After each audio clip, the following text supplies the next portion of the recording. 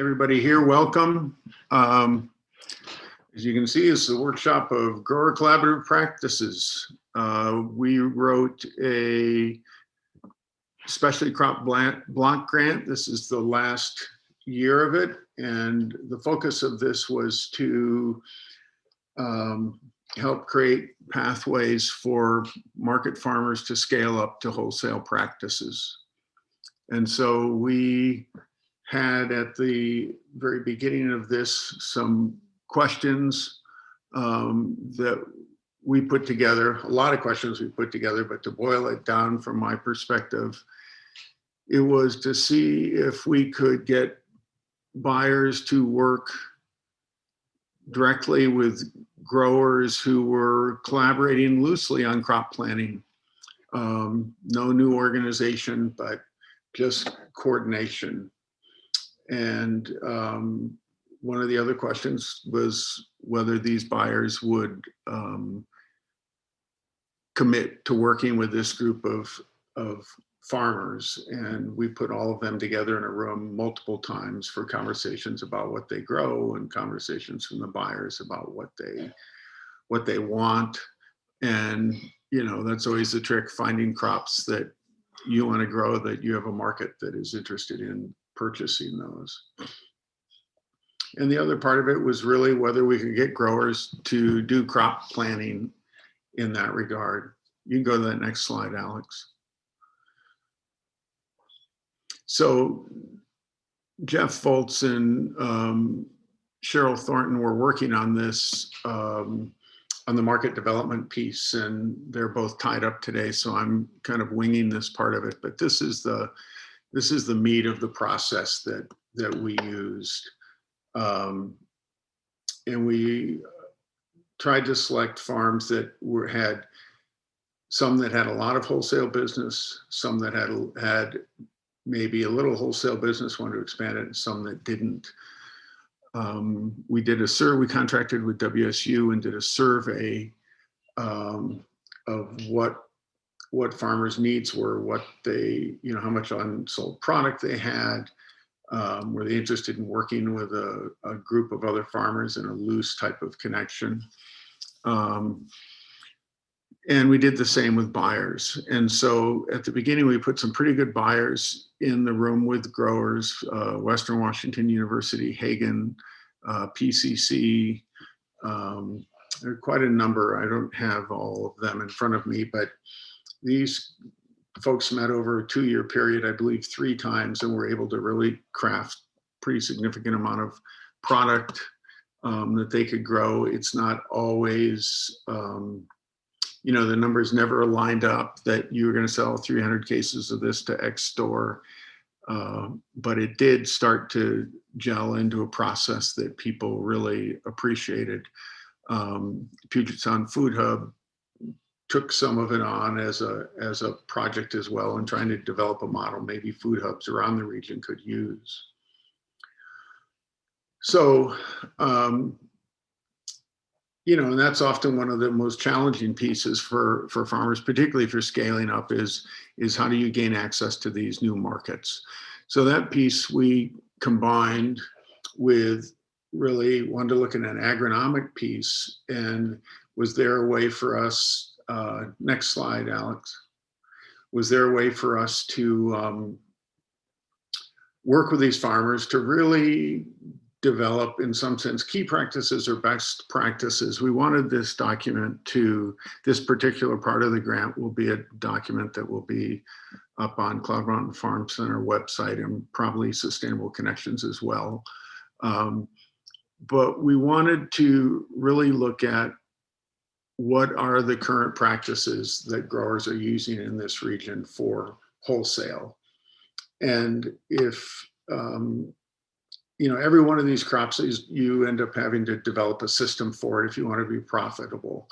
And there's a lot of complicated steps in scaling up a farm that has been historically, let's say, selling direct at farmers markets or selling to in a CSA or at a co-ops. But if you're going to start scaling up beyond that, the price structure is different, and it's we wanted growers to be able to grow their business with their eyes open a little wider maybe than what the current ability has been, just because it's been difficult. It's not always easy to get farmers to share their own stories and what works. Next slide. So, we looked at this from a number of places. One is, we know there's this huge body of knowledge out there, and is there a way that we could get growers to be motivated to share that? Everybody's busy. The time of year you can really see what's going on. We're all too busy to go out and have a lengthy conversation with somebody who wants to interview me about how I grow carrots and what's this detail and that detail. So we started to view this as really creating a baseline. We did an initial meeting with farmers in the room for 3 hours and went through 2 crops that worked okay, but really felt that we needed to look at coming up with a better strategy, because it's just people weren't comfortable. There were a lot of things missed. And so I started doing site visits and doing photo documentation of these crops that growers were growing. And that seemed to go pretty well. Some growers were really concerned about sharing some of the processes they had worked out.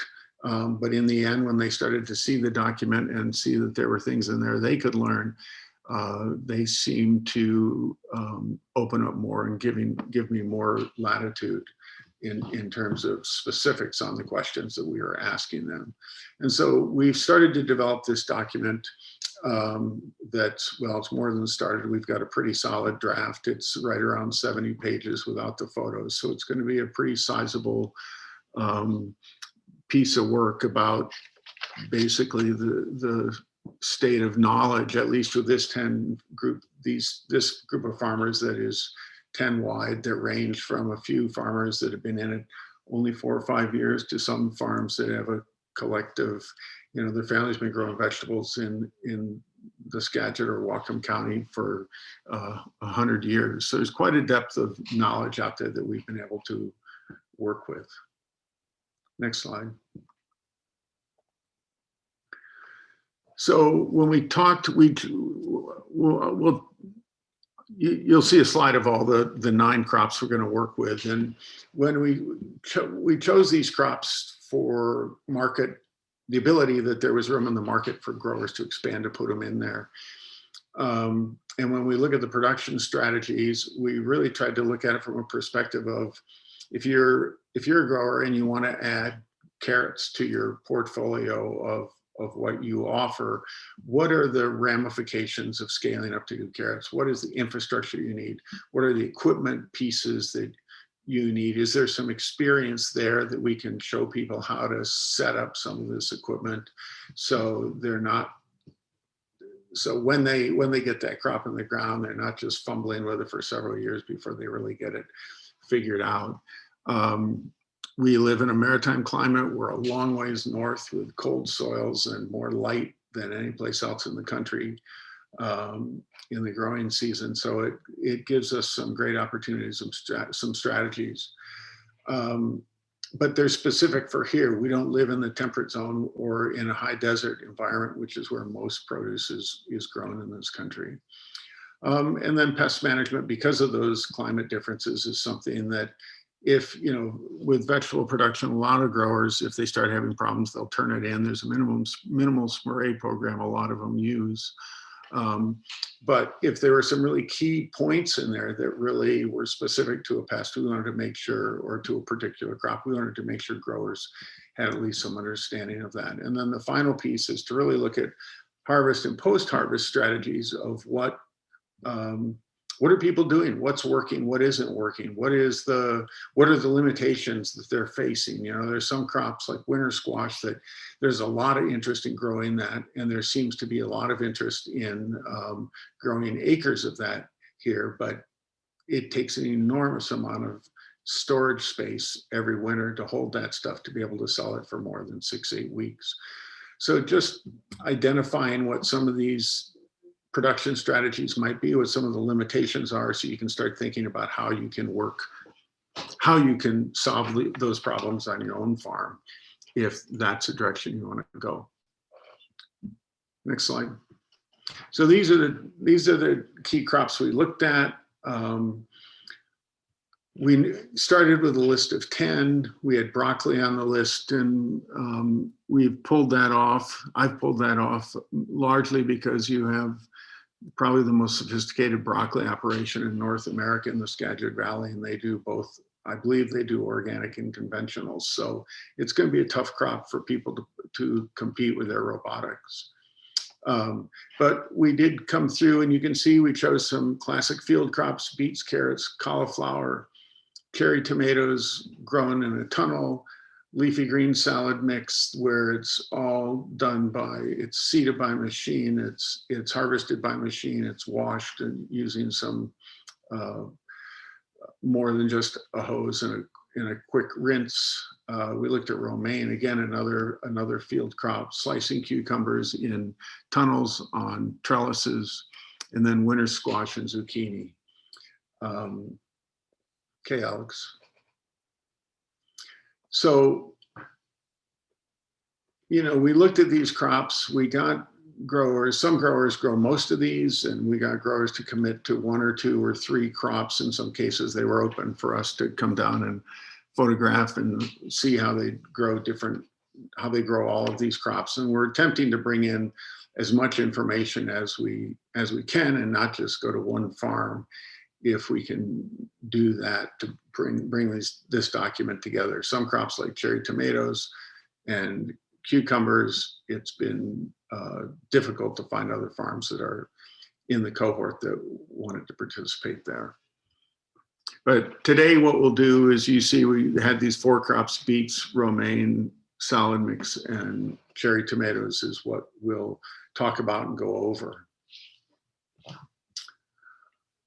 So any questions on this first part?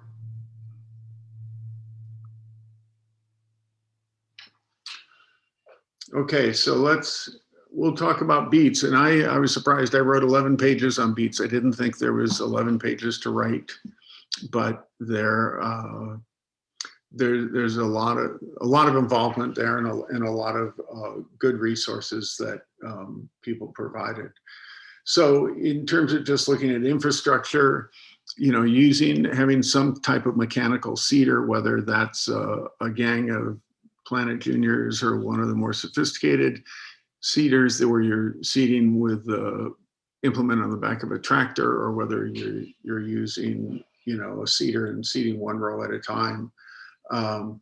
That's pretty important. Some growers are using transplants if they're growing for fresh beets with tops.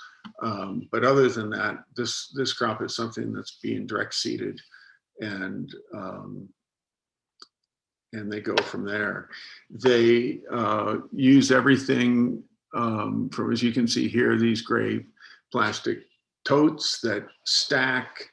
They're a good size in this operation where everybody can lift them all day long if that's what they need to, and get them on the truck. They grade in the field, and the gentleman on the truck in the back is weighing these as they go on. So if they have an order for 615 pounds of beets, they don't pick too many pounds more than that. When they go through the washer, there's a second grading that's done, but there are very, very few. In observing that, the grading in the field was really held up. So it's just eliminating quite a number of steps. They use a basic wash. You'll see, I don't know if I have a picture in the beets, but you'll see I guess I do have a picture in the beets of what they're doing there. And then just cold storage. And this particular farm is selling bulk beets on a food hub, on a food bank contract. So they get shipped in, I'm going to say 500, 700 pound super sacks. And then they can be pulled out from there. Well, next slide answered that question. They grow a cylindrica beet, which they like. It gets good tonnage, and most of the beet grows above the soil, so they can just hand harvest. They don't use any machinery at all. It goes pretty quick watching them in the field. it was this particular harvest was a well-oiled machine. You know, and they did point out every one of these crops will have a field production cultivation section. And, you know, it was interesting here. Everybody agreed that, you know, they have their eye on what the beet ground is going to be for next year, because they want to make sure the crop they have in that field the year before is kept pretty clean and weeds don't go to seed, so they can minimize the amount of hand weeding and that goes on in beets. And so that was a pretty universal comment that people made. You know, we tried to come in and grab some of this information where, you know, tractor cultivation can be 4 to 6 times. And, you know, they all say 7 to 10 days is ideal, but it's often 14 or a little longer. And there is a hand weeding on this. Typically the first one, it can be with hose largely, but on occasion there's a second cultivation that has to go in there. Next. So, you know, looking at successions, which is another thing that every farm is going to be a little different, but when I talked to a number of growers, this is a pretty universal where people had it for bunch beets. They'll do 6 succession plantings every 2 to 3 weeks. They'll bulk up their last succession, their last planting of the year, with the idea that they can harvest that and store it for a couple months. And then with the bulk beets, as you can see, there was a lot less work. A lot of beets are sold. It's been interesting to watch what goes through the food hub. Cloud Mountain Farm Center is one of the drop points, or is the drop point for Whatcom County. And so it's impressive to see what goes out the door. You know, beets were considered a pretty easy crop. They certainly take a lot more abuse than carrots. They can be a little misshapen, and they're still pretty viable. And the tonnage on it is pretty significant. So here's the edge of one of these washers. This is it will be in this paper when it's completed. I think it's an AZ, I forget. It comes from back east. Numerous vegetable growers have them. If you haven't seen these and you're looking to design a wash pack unit, this is a very valuable piece of machinery to have. It has the ability to wash from the bottom and from the top, or one or the other. So it can be used for a multiple of vegetable crops that you might grow. One of the, and so in some cases, and beets was one of them, where we had a couple different growers doing completely different approaches to wash pack.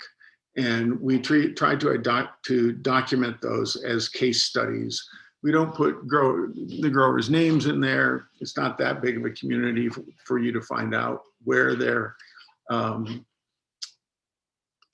you know, who it is, but we want to protect some of their privacy there. But with that said, everybody was more than willing to let me come out and photograph what they were doing. And particularly last year, you couldn't tell who anybody was with them because of the masks. You know, one of the things that was pointed out, and we've run an apple packing line here at Cloud Mountain for over 40 years, and so have a lot of experience with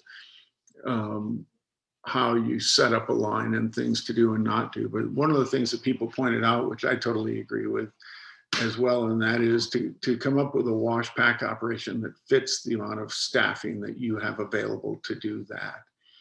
You know, you can have the greatest line in the world, but if you don't have 8, 10 people to run it, to make it efficient, then, you know, you're wasting a lot of money and profitability there. And so that's one of the things that was pretty straightforward from everybody who had good experience with wash and pack. So how are we doing? Any questions so far? Quiet. So romaine lettuce, a lot of people grow it. You can see here, not everything in the picture is romaine lettuce. That's one of the things I have to do still is get out and get a. I'm still missing some photos for this document, but everybody is using seeding assists, vacuum seeders, so they can move through that seeding piece rapidly. There's a lot of different fine details that people use within the greenhouses for their transplants, and it's a big factor it can be a lot of labor, or you can have it efficient and have it and work through that seeding and growing of transplants pretty efficiently. And so that's one of the roadblocks here that growers brought up a number of times. The other was that, with the price on romaine and even other types of lettuces, that, the ability to go to a farmer's market or a CSA or even to the co-ops, you can get a premium price, and you can probably manually wash lettuce in a couple dunk tanks to meet the food safety issues that are required of you, but it might be taking a lot more time. That if you're growing much lettuce, you would find that one of these wash conveyors can probably quadruple your output. The other thing that people pointed out, and we do here, is we have a storage tank of water in our coolers. So we have 34 to 38 degree water on demand when we need it. That takes a lot of cooler space. If you're on wells, you all pretty much know what that temperature is, but starting with chilled water does taking the heat out of any of this produce is going to be significant. And I think one of the things in wash pack that is obvious to most people, but maybe not articulated, and that is your produce is never going to get any better than it is in the field at harvest. And so your job really is to figure out how you can just keep it at that same quality of a product as long as possible. And chilling down those crops quickly can make difference of days of shelf life. So paying attention, and there's a lot of good information out there, and I'll have some in this document on some of those recommendations. But it is striking how much the quicker you can pull the heat out of a product, the longer the shelf life will be. So, one of the things that we talked about in the group a lot was varietal importance. And, with some crops like romaine, if you go through the various seed catalogs for organic seed, you'll see lettuces in particular will have significant disease packages associated with those varieties. Learning what those diseases are, whether we have them in this area, because we don't have all of them, but finding out where those challenges are can make a huge difference in success or failure in sowing a crop. And so there's just a few things here that I thought were worthwhile to highlight. And most of the comments I'm making today carry through all of these crops. But identifying, downy mildew has not been a huge problem in Northwest Washington historically, but with our summers getting warmer, we are starting to see it show its face up here. And so working with varieties that are immune, they're not going to be immune, but carry good resistance to downy mildew is going to be just one less challenge you're going to have in the field, and you can focus on other things other than how are you going to manage that. Romaines come with different leaf counts when they're mature, and coming up with those that have a higher leaf count is going to be a lot easier to manage. And then the other thing that was pointed out notably for lettuce, and that is that working with F1 hybrids is going to give you a more consistent product. There's a lot of interest in value in working with open pollinated varieties, but it might not be the best business decision in some crops. And so it's definitely worthwhile educating yourself along that line. And then the last, one grower pointed out, romaines fall into two different classes. You have open heads and you have closed heads, and one's used more for hearts, although I see both of them in the marketplace regularly. But being aware of that is something that's probably going to be important.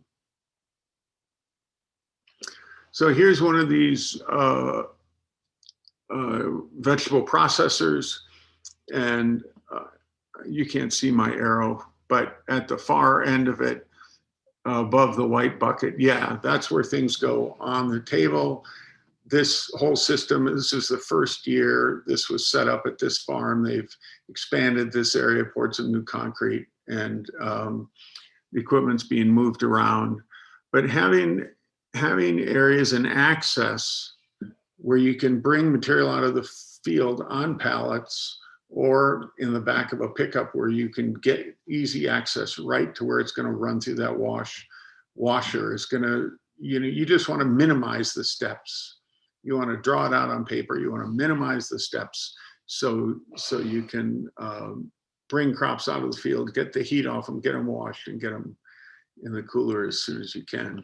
And this table on the left side of the picture there, the circular table, it just spins around. I'm sure you've all seen those, but it does give you can have somebody boxing on, I've seen as many as 3 different people working there with 3 different sizes or grades of a product, and you just ignore the grade. You're not boxing, and somebody else picks that up, and that table just keeps spinning things around.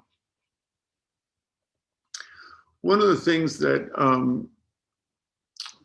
I thought was interesting here is, the third bullet is there was this study in Pennsylvania. It was pretty well done. It was clearly different than the study that Carol Miles and Suzette Gallinado did at the Research Center in Mount Vernon.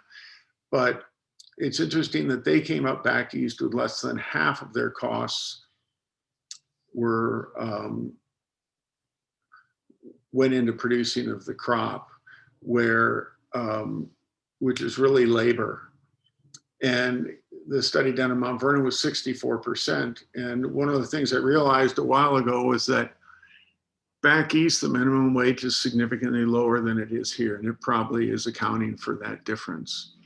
And it's just, I thought it was something that was valuable to point out, because as you go into wholesale, you might be growing romaine that somebody plans to send into Iowa, and they're also buying from, or looking at price sheets that come out of other parts of the country. And so labor is a huge issue. It's going to be half or more of most farms' total budget every year. So streamlining, utilizing equipment, building systems that you can move product through without a lot of people and a lot of repetition will help out a lot.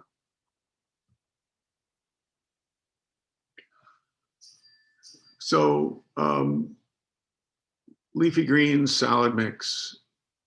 This is actually a grant that I and Jeff Volz wrote in 2011 and was funded in 2012.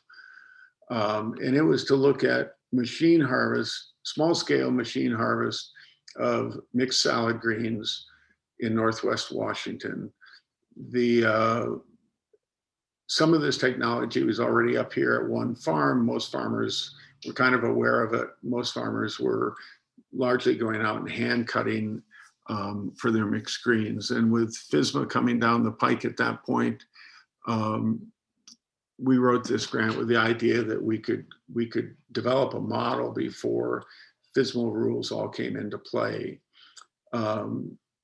And we did that. And the idea with this is that, from a food safety perspective, having hands touch a product is about the worst thing that you can have happen. And so this product from soil is all about soil prep. It's, if you get the soil prep right, you you have minimal hand weeding, and there's always a little bit a day or two before. If you don't get the soil prep right, you can spend a couple days having a few people weed a bed, which sounds like it's not profitable, but it's still, the numbers still work out there. This is harvested with a 3-point, or not a 3-point, a push harvester that can harvest a pound a second sustained yield. If you have a person pulling a 25-pound tub out one side and a person pushing one in the other. So you can harvest a lot of product in a hurry. And you can see here by the pieces that are put together that, you know, we built a certified vegetable processing facility. It was very basic, with very basic equipment.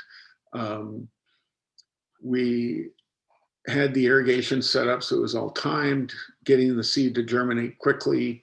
You can see to the lesser mixed planting in the slide on the right-hand side there, it's not as large, but if we can get closed canopy on a salad green bed, the sooner we can get closed canopy on a salad green bed, the less weeding you end up having to do. And so it was interesting working with a crop where most of the crop we were growing was all under 5 inches. But this is a crop, when you harvest it, it's dense into this tote. It carries a lot of heat, even if we're cutting it we were harvesting at dawn every morning. And, you know, we found management, it was very interesting from a management perspective that, you know, a lot of times innovation happens when you see mistakes that you've made, only to see that they've actually made a good difference.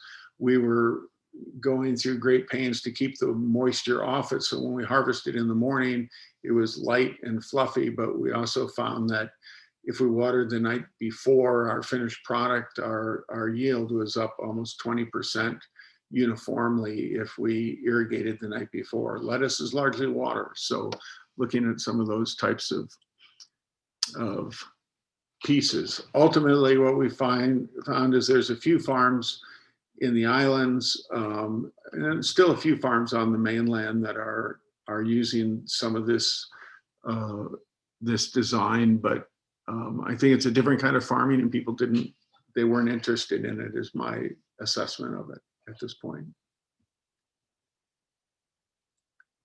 Alex, next slide.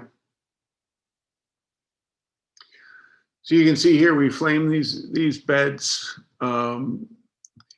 We purchased a tractor that could give us a 69-inch bed top, 80-inch tires on center, had a flamer. We kept this ground clean the year before. We would flame it off a couple different times. Typically tried to do it on a schedule around here, though sometimes when things are soaking wet and it's raining, the flaming isn't going to get you what you're hoping to deal with, and so you were delayed. Some, but we found the flaming. We would flame this and then plant it immediately following. So you know, there's a pretty hefty document in the file in this paper that will cover all these details. The varieties change so fastly in lettuce that we'll list some there, but it's definitely worth talking to seed companies, and most of them, if they have any worth, have people who on their staff who know the varieties, who can help you with those selections. And we found that we use several seed companies from around the country to help us with our mixes at the beginning, and they provided very valuable information.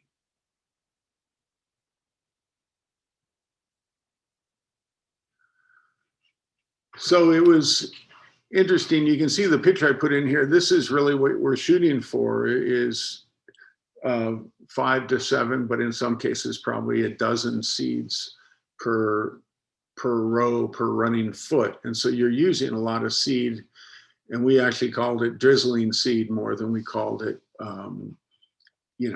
putting individual seeds in. The high density seeder we still have, and you can still sow this. We used it for our beets as well, where you can block some of the seed shoes off, so you can really change your spacing.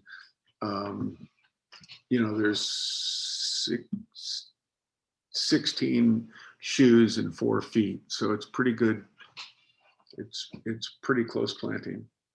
And we saw there were significant challenges spring and fall with chickweed. Chickweed needs soil germination at 62 degrees and it just explodes. It's difficult to kill. Although it's edible, it just slimes out after you cut it. And so it was one of the things that we found we could not manage. And never quite got to the point where we felt like we really understood how to manage chickweed. We typically found that chickweed in the fall was harder to manage than chickweed in the spring.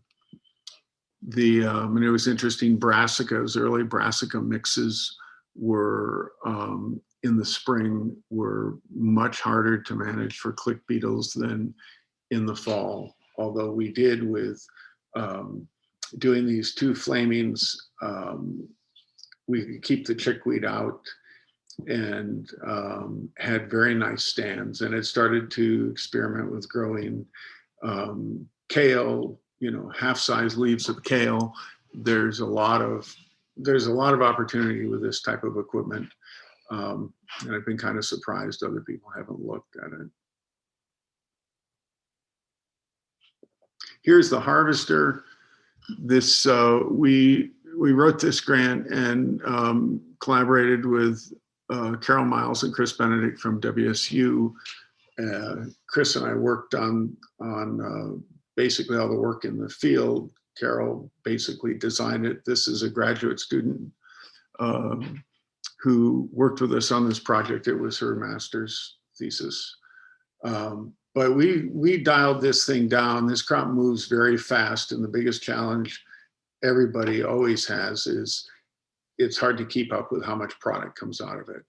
We were going through and cutting, we were doing 3 cuts in the field and could generate 3 completely viable, marketable products. And, it's in the 35 to 45 days from seeding to the last harvest.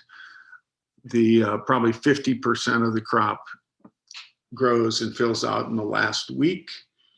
And we found whether it was in May or in August, we would cut our second crop 5 to 7 days later, more like 5, and then the third crop 5 to 7 days later again.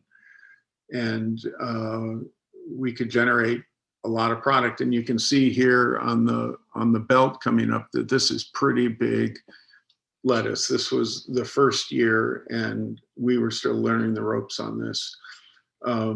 But wanted people to see this is a push behind, and it has a bandsaw right on the front that cuts the lettuce in a conveyor belt, and has a tote that holds 25 pounds of mixed greens in the back there. On the salad greens, 90% of your costs, I might be wrong on that, but unusually high number of your cost is labor because we're using machinery. And so you'll see in the final document, there's more information there. Here we go. 75 to 80% of the cost was harvest and handling. We found that weeding, you got to weed in the field. When you start cutting all this and put it on a line, it's a needle in the haystack. It all gets tumbled together. Weeding in the field is the only way you could stay ahead of this crop. What other numbers do we have down here? Yeah, you can read all of that. Next. Cherry tomatoes. So this was the tunnel crop we looked at, or greenhouse crop we looked at, mostly from a perspective of selling direct is where an awful lot of this crop has gone. And some people grow them in high tunnels. You'll see the next slide is that. In this case, it's grown in a 4-season greenhouse. Growers have tried a number of products. Originally, you know, or some people will use wood stakes, and you can see here, these are pretty significant steel stakes. Some of them are inline stakes used in grapes, and we found that those were even bending over from the tonnage that was being generated. So we went to these big steel, I forget what they're called, hugely heavy posts to put on the end. And if you make these leashes with an anchor, they can go up quickly every year. It's just you just have some math to do there, and definitely develop a system, a rigid system for your trellises is going to be a big plus if you plan to do this, because they're going to have to come down every year to work up ground, and you're going to, with tomatoes, you're going to need to rotate them every year as well. All the growers definitely acknowledge this was a complicated crop to grow. It was kind of amusing. One of them said, it's actually an easy crop to grow. There's just a lot of little pieces that you have to get done at the right time, the right way, and you have to do them all. And if you do them all, you'll be profitable. But learning what those are a challenge. And that's in some sense what the meat of this document is about, is trying to fill in a lot of those holes that a new grower maybe hasn't thought about. Tomatoes as well, you really have to look at the disease package that goes with these, with, you know, various blights and fulvia, just to name a few of the diseases that can show up in tomatoes, is pretty daunting. You can also see on the refinement on some of these, some varieties, you will get beautiful chains of tomatoes, cherry tomatoes, like you can see in the photo here, kind of from a distance. But then you'll get also these completely squirrely flowering stems coming off that don't look anything like that. And that goes back to some of the genetics of just breeding out a lot of the older genetics in these varieties. And so it's interesting to see when you have some varieties where you don't get any of those almost, what's the term I'm looking for? Witch's broom, a virus. When you don't get that, the amount of space per plant that you can allocate just to production is pretty noticeable. Next slide. So this is a 3-season hoop. These hoops, it's been a few years, but it's about $1,140 for the materials to do a 20 by 96 house. That includes everything. You can see, just using these commercially available hangers for string and tomato clipper on the trunk, it takes a little bit to get it set up, but it will minimize your management through the season.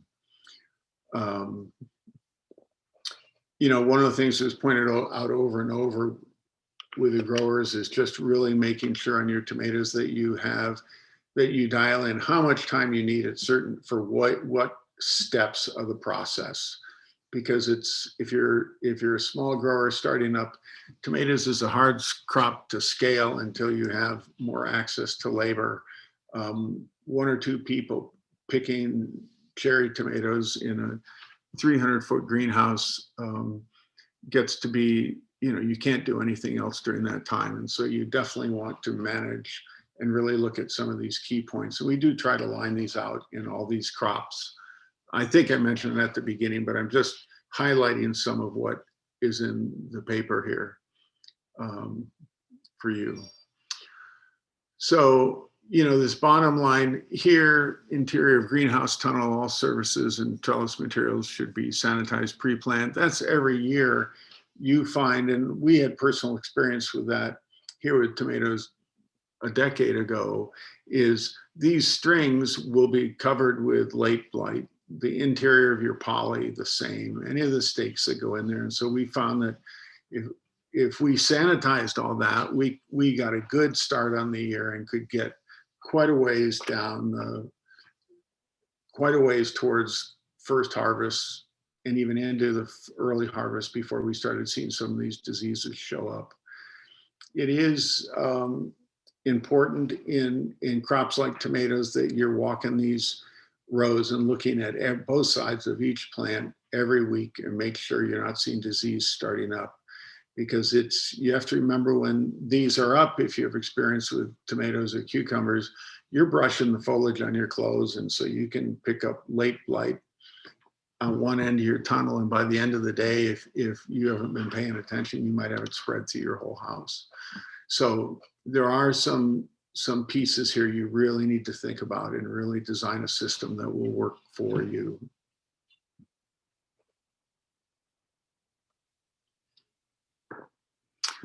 So, yeah, and I talked a little bit about this. Learn what the diseases are that are out there.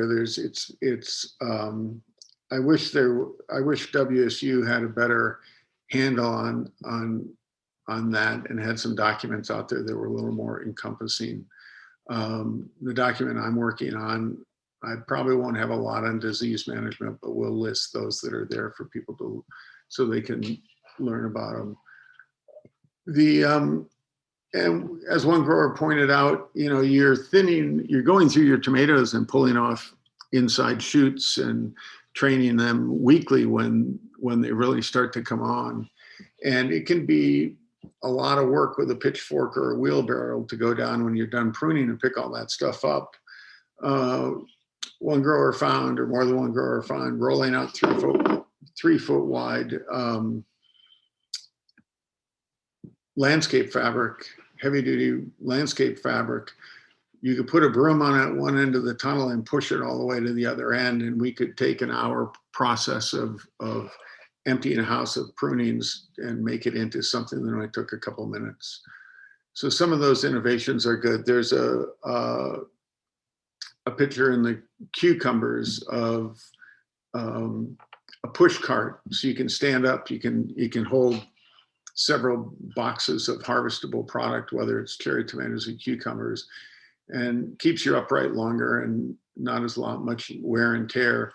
You can see here in the background, Andrew's wearing a cherry bucket. They're commercially, it's a small little bucket with a nice shoulder strap. You can pick all day using it, and they're perfect for your cherry tomatoes. Not as practical for the cucumbers, but for cherry tomatoes, it works pretty good.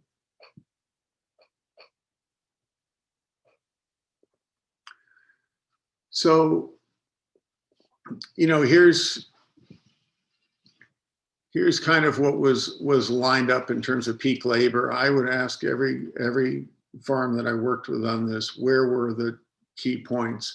And you can see here, there's quite a few pieces. Getting your tunnel, or if it's a 4-season greenhouse, then that part is not in place. But getting the trellis and all the training strings up,